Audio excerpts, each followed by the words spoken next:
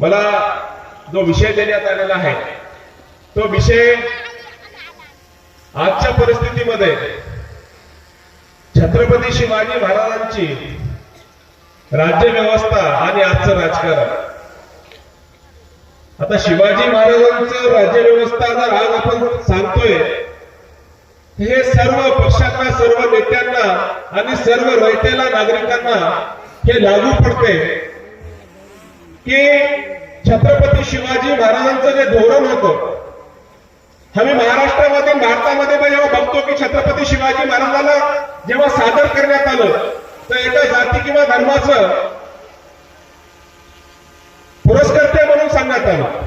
तुम्हाला आश्चर्य वाटत असेल की एक मुस्लिम दाढी टोपीवाला जेव्हा छत्रपती शिवाजी महाराजांना पूर्ण भारतातच नाही, महाराष्ट्रातच नाही तर पाकिस्तान कराचीमध्ये छत्रपती शिवाजी महाराज सांगणारा मी एक मुसलमान आहे।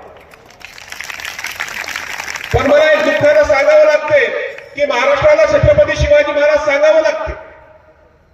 का सांगावं लागते? कारण छत्रपती शिवाजी महाराज तर महाराष्ट्रातल्या प्रत्येक नागरिकांच्या जीवनात जिवंत दिसायला हवं, पुन्हा आम्हाला का सांगावं लागतं?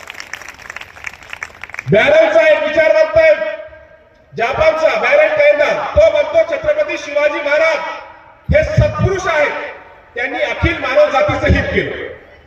आता मला सांगा, जे शिवाजी महाराज जपानच्या विचारवंताला कळतात ते महाराष्ट्राच्या आमच्या राजकीय नेत्याला किंवा आमच्या महाराष्ट्राच्या जनतेला का कळत नाही? छत्रपती शिवाजी महाराजांबद्दल मी जेव्हा आकर्षित झालो त्याचं कारण काय होतं? जेव्हा आज छत्रपती शिवाजी महाराजांबद्दल उत्तर प्रदेशचा एक बुलंदशहर आहे जिल्हा, तेथे एका गावामध्ये 12 मुस्लिम घर आहेत, तेथे एक पत्रक लावण्यात आलं। त्या पत्रकावर लिहिण्यात आलं की तुम्ही 24 तासामध्ये घर खाली करा, नाही तर तुमचं घर जाळण्यात येईल।